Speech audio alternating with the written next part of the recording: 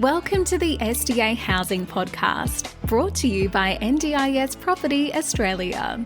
Before starting this episode, we need to provide a general disclaimer. Information contained in this podcast is general in nature only. It does not take into account the objectives, financial situation, or needs of any particular person. You need to consider your financial situation and needs before making any decisions based on the information in this podcast. And you should consider seeking independent and professional advice for your personal circumstances. All right, let's begin.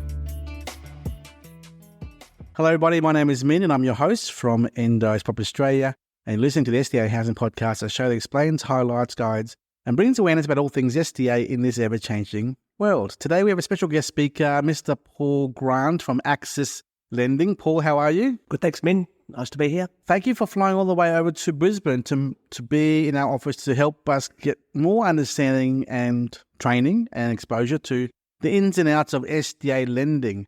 Paul, who are you? What do you do? What's your company get up to in the background there? Please educate us who Access Lending is, please. Okay, Minh. Yes, interesting question and very confusing for people to understand. Access Lending, Minh, is a mortgage management company. What does that mean? We are, if you like, the conduit between a wholesale lender who wants to play in the home loan space but does not have a branch network.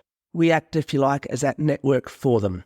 They don't have access to clients. We have access to clients via referrers like yourself, brokers, real estate agents, who come to us to obtain a loan for their client, more often than not, with a specific niche, as is NDIS. Great. Now, your role in this mortgage management company, please? So I'm a business development manager, but I also loan write. So I liaise with brokers who want to write loans with Access Lending. So I act as their sales manager, for want of a better word, to help them through the process. I also deal directly with clients who want to get into this space and want someone to write the loan for them who understands how it works. So hence I act, if you like, as their in-house broker and help them through the application process. Wonderful.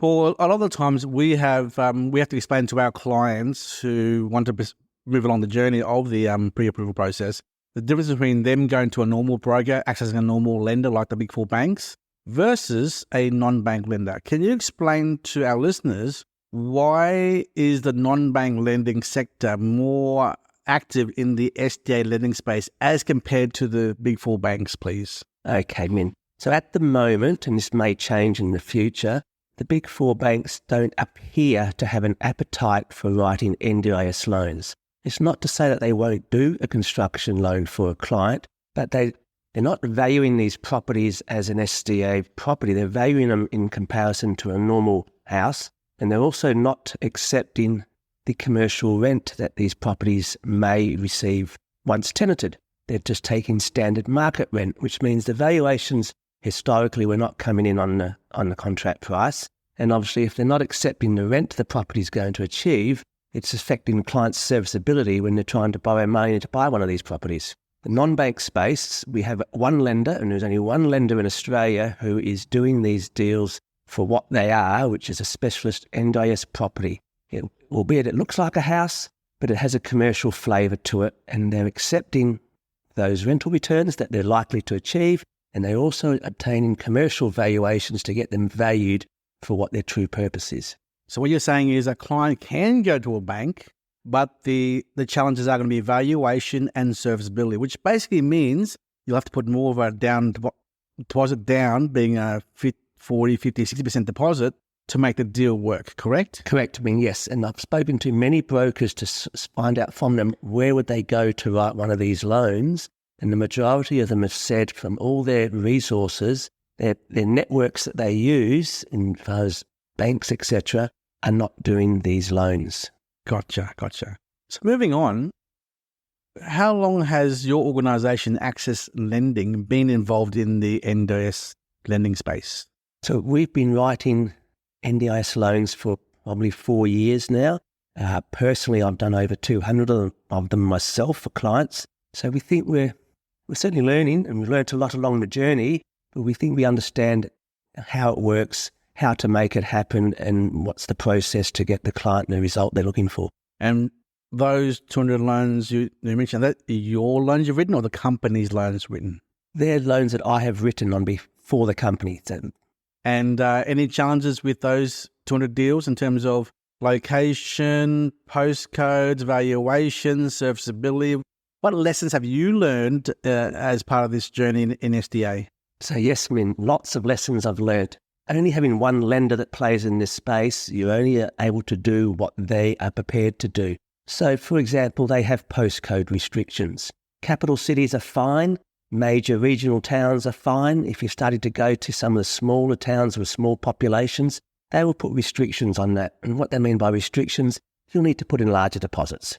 Other points of contention you'll find, the valuations. The valuations, they're commercial valuations. They are taking 2 to 3 weeks to turn around. So if your client's got a purchase contract with a 21, 28-day finance clause on it, they've got to bear in mind that it's going to possibly be a struggle to meet that time frame and extensions may be required. You're also dealing with the lender's credit policy, and it is very much black and white. They have to obtain certain pieces of information for them to be able to approve your loan. If they don't receive those details, they will ask you for more information. It is not unusual for them to take, with including the valuation, 6 to 8 weeks to finalise, approve, and have this client's loan processed ready for settlement. Gotcha. Question, moving on, valuations. The valuations has been a sticking point for the last few years. We've seen, I remember 4 years ago, we're seeing 100 to 200 grand shortfall valuations as the norm back then. And I guess over the years, being the last year to 2 years, we're seeing more of a closer towards contract pricing, and that's being more appreciated nowadays from investors than before. Why has this become better, or why have these conditions changed over the years? Yes, Minh, definitely. Those sort of variances you talked about, we were seeing them as well. And historically, valuers and builders tend to disagree on price. As time's gone on and everyone becomes more educated, the valuers are valuing these as a commercial property. The commercial rent return that they're going to receive once occupied is a factor that they take into consideration in the valuation. So they're not valuing it against the standard house around the corner. They're valuing it based upon the income it is likely to receive, which has certainly meant the contracts are coming in on contract price fairly well every time now.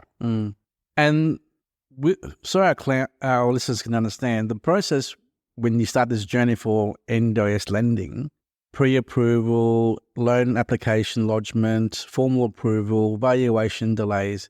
That whole process could be quite long, couldn't it, Paul? Yes, Minh, 6 to 8 weeks. And initially, your client will come to me and I will do a borrowing capacity for them, issue them a pre-approval to let them know how much they can spend on an NDIS property. I take into consideration the type of property they're going to buy, because then it tells me the type or the amount of rent that it's likely to receive once occupied. With that pre-approval, it then depends on whether they are what we call ready to buy or not ready to buy. So both clients will receive an approval. The ready to buy client is somebody who has got cash in the bank or has completed an equity release already to be able to supply deposit and costs.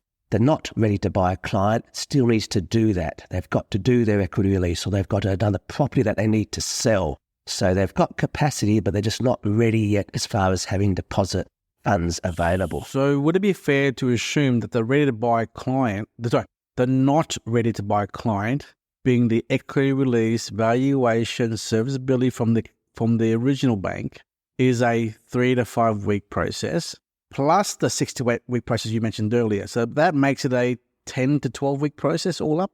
It can be, Minh, if they're going back to their own bank for an equity release, which we always give them that opportunity to do so. That's where their relationship with. That is going to take them a month. The NDIS property process won't start until we have evidence that their equity release is in place. Look, alternatively, our lender does do normal home loans. If your client wants me to and that the product is a good offering for them, I can process their equity release for them and do the NDIS at the same time because we're in control of the one transaction. So, we can cut that down from 4 weeks plus another 6 down to that standard 6 to 8 by doing both deals at the one time. Gotcha. Now, this time frame is important. I'm bringing it now because normally contracts to purchase in real estate are 21 days finance plus 2-3 week settlement. So if 21 days to do finance as per the contract is in there, and you're talking 8 to 12 weeks here, that's going to be a bit of a challenge trying to juggle the expectations of the selling vendor with the finance and the buyer's side, isn't it? It's a bit of a challenge. It is, yes. And every time I see a contract come in with a 21 or 21 day finance clause, I know straight away you just can't meet those time frames. It requires the client and or their referrer partner that they're using to obviously have a good relationship with the vendor's agent. And it's more about the process. If that agent is aware that your application is moving, a valuation is being done, it's in with the credit team for approval, more times, 9 times out of 10, the vendor's happy to extend. They know the deal's almost there. It's just going through its process. No one's sitting on their bottoms doing nothing. It's actually moving forward. It's just taking time.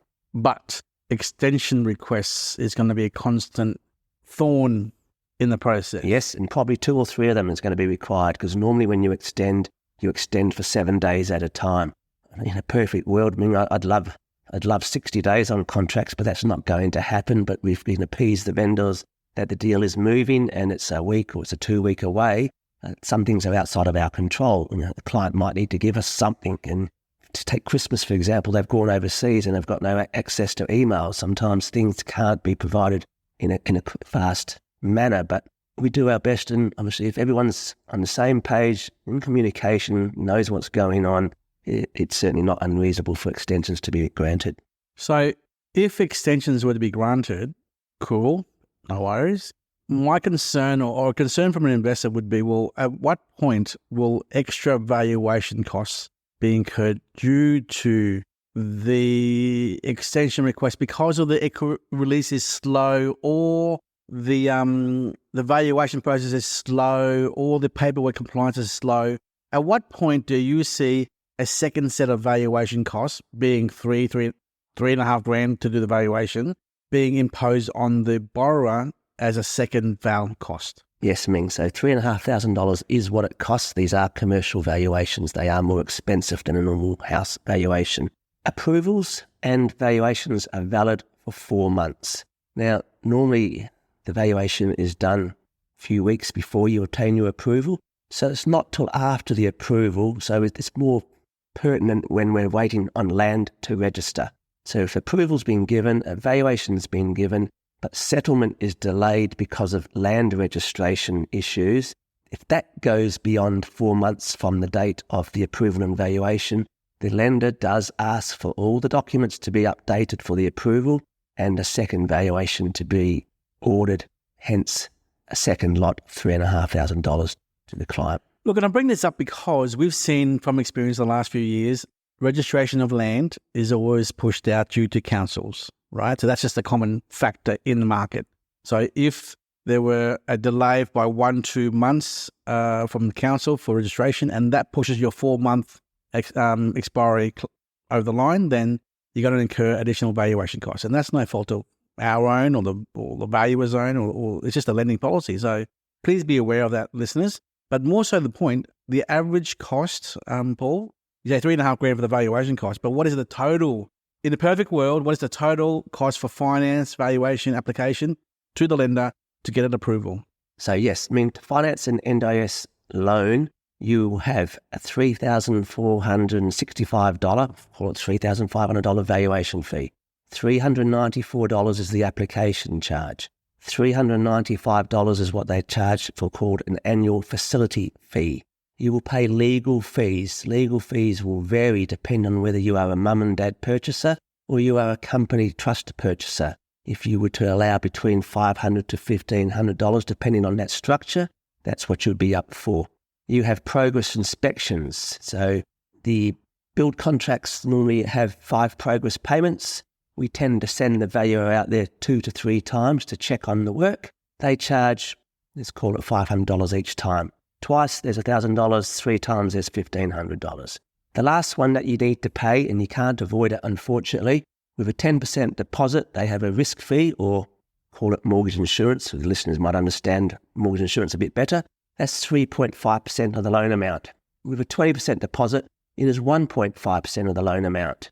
30% deposit is 1% of the loan amount. And you probably wouldn't want to put in a deposit any larger than that. So unfortunately, the risk fee is unavoidable. These costs are all paid at settlement, bar the valuation fee, which is paid upfront. That is the total cost to borrow. So we're talking about 6.5 to 7 grand. At an 80% lend, yes. Obviously, it's more expensive at 90% because that risk fee is higher. So you might be looking at 20, 25,000 at 90%. So for now, in the perfect world, we're looking at 6.5 to 7 grand. Cool. Now, you mentioned the word 10% deposit, 90% LVR. What's the ratio of loans you're doing for NDIS investors for SDA properties being 10-90 and at 20-80 ratio? Oh, look, I mean, it's probably 50-50 in all honesty. And look, quite a few of the ones we do at 90%, they could put in a larger deposit. They choose not to because they want to leave money in the bank to be able to do another one later. Or they just want to leave money in the bank for a rainy day. They've got other needs. They've got other mortgages, living expenses. They just like to put in minimum deposit for those reasons. So let me do some rough numbers here. For $1 million purchase, 10% deposit is 100 grand, 90% LVR is 900 grand loan with a 3.5% risk fee LMI. So 3.5% on 900 grand is about 30 grand. Well, you're probably looking at total costs about 150. That's deposit and fees, and nearly 200K on an 80% deal. Cool. So 150 versus 200 grand. So it seemed like you might as well go the 20% lend then. Sure, it was that close, yeah? Depends on how you want to sleep at night and how much cash reserves you want to keep. These facilities do come with offsets, so you can always put additional funds into it if you want to. Gotcha. So you mentioned earlier in our offline, in our meeting this morning, you said that probably half of your inquiries coming your way as an office, there's ready to buy, not ready to buy, being 50-50, so 50% not ready to buy due to equity release and everything. Is there anything else they need to prepare for getting things ready prior to coming to you? Okay. Yes. So here's the two questions. What do they need to get ready first before coming to you? And then what do they start getting prepared after you've spoken to them? Okay. So yes, I mean, I do the borrowing capacity, which is almost a quasi-loan application. I'm not a credit manager. I have been in the past, so I do understand what the lender's going to ask for. So I do need to confirm income. So I will ask for pay slips, and if you're self-employed, I will ask for financials. I do need to see bank statements to show income going into those statements. It shows living expenses. It shows loan repayments. They want to see your loan statements as well to see your conduct. They'll want to see your identification as well. And a lot of clients get confused or misunderstand, why do you need to see all this detail when these properties, once they're tenanted, they service themselves? Well, we've got to take into effect during construction, there's no rent coming in, so you're obviously servicing those loans during construction. And it may happen, I'm sure it does happen, once it's built, there's no tenant moving in on the first day. So you will be paying the mortgage payments until some tenants move in. So that's why they go thoroughly through your income and statements and loan repayment history to confirm your ability to service these loans in the event they are vacant. Gotcha. Thank you for that. When we refer clients to you, when referral partners refer a business to you, Paul, is there an expectation that they should be aware of the process and how different this is, or you take them on that journey in the initial phone call when you do talk to them? Definitely, Minh, because it is a long, slow process, and in the past I have had clients frustrated about the amount of time it takes because they recently bought their owner-occupier house and it took 3 weeks, and that's fine. It's different lender, different set of policies, and it's a different product. This one is very specific in what it requires, and it does take that amount of time. As I said, 2 weeks for valuation, maybe 3, depends if it's regional, a couple of weeks to get the deal assessed by the credit team. They might come back and ask for more information. They'll give you a simple example. They require 90 days bank statements for your savings account. I've had clients give me statements that cover 75 days. Their lender will come back and ask for another 15 days. They want 90 days. So I do ask for clients to give me these details, and more often than not, they do. Occasionally they don't, and it could be just the statement cycle doesn't cover 90 days. So there's things like you have to do an internet printout from a start date to a finish date, which then covers off the difference. But I'll work with them through that process to try to simplify it. But it can be frustrating because it is a long journey and things expire. Payslips are good for 30 days. So if I order the payslips too early and it takes 5 weeks for the valuation and the assessment to start, they're probably going to ask me for another payslip. So I try to educate the clients up front that this is the journey we're going to go through so that they're fully aware that it's time consuming. We've got to do a bit of work, but at the end of the day, we'll get the result we're looking for. Gotcha. Speaking of serviceability, you mentioned earlier, as you said, when construction begins, there's obviously interest costs of the construction loan happening during construction. That's because there's a loan drawdown on the land purchase. Secondly, there's construction drawdown costs over 5 stages or 6, wherever you are in Australia, and that requires drawdown payments as well. And then also at completion, there'll be repayments, P&I obviously, of the empty house as well. So I'm just looking at my feasibility here, Paul, and probably 25. There's probably a buffer you need of about 55,000 cash to maintain those payments to cover from construction timeframe of 10 to 12 months plus the empty period of 6 months as well. So again, do not assume talk to the investors here. Do not assume you got a tenant on day one and income coming in straight away. The average time frame or vacancy is about 5 to 6 months for the first tenant coming into a house. So you got to have that buffer. So Paul, do you notify clients about that, the cash component required for this little explanation I'm giving right now of drawdown payments, interest payments and vacancy period here? So I give them a funds to complete, which tells them how much they need to settle the transaction, which is obviously important. They need to make sure they have enough money. I give them the P&I payments on what the loan is going to be when the house is finished. It is a bit difficult to tell them what the interest payments are going to be during construction because that loan gradually gets larger as time goes on. So initially they settle on a block of land. The loan might be only $30,000 at 7%. 2 months later, the builder puts down a claim for $120,000 for a slab. So then the loan goes to $150,000 at 7%.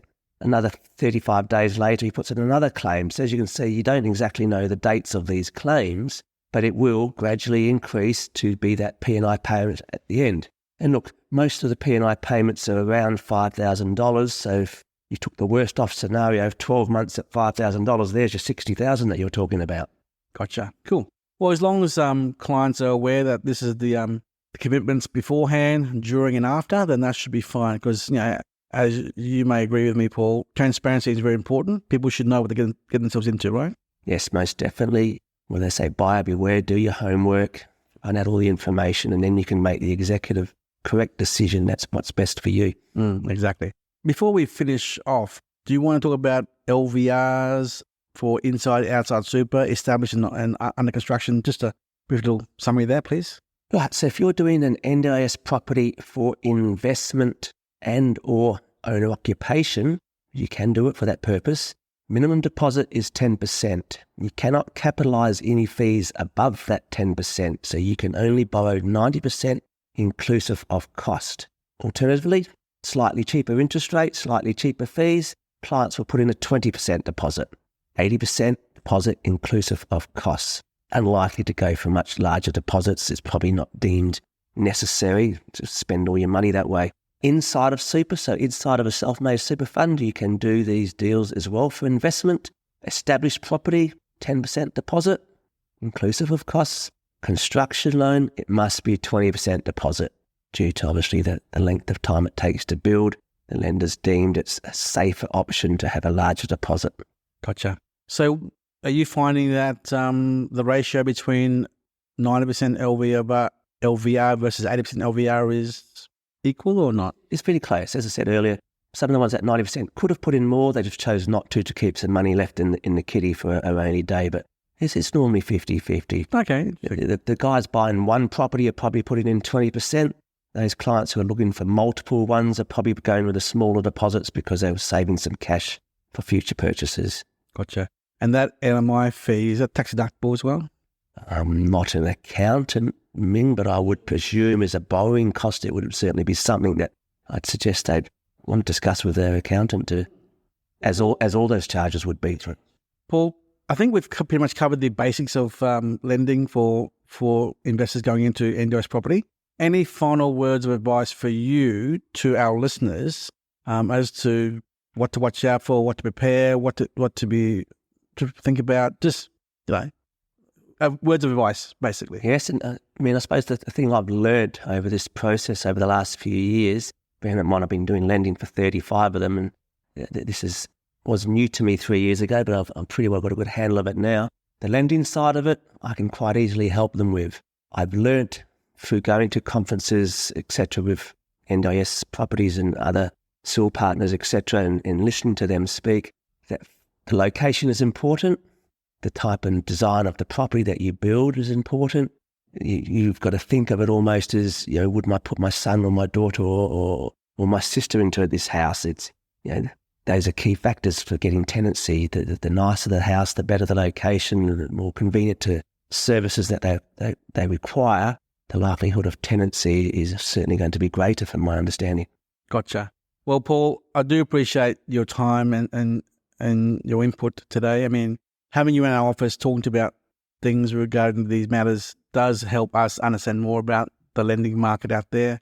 But more importantly, I mean, and I could say this, not necessarily you, I would never ask you to declare this, but talk to people like yourselves and other providers and other developers and builders. We can get a reasonable glimpse as to the volume, type of volume and amount of volume going out there around Australia in terms of SDA property in the NDIS space. And although you will never say it, Paul, and I will, because I actually have said it in the past on other podcasts, be very careful who you do business with, because there are things that we see that mum and dad investors cannot see, and there are things that people like Paul here can see with lending that we can't see in terms of the money being spent and what locations and how much volume.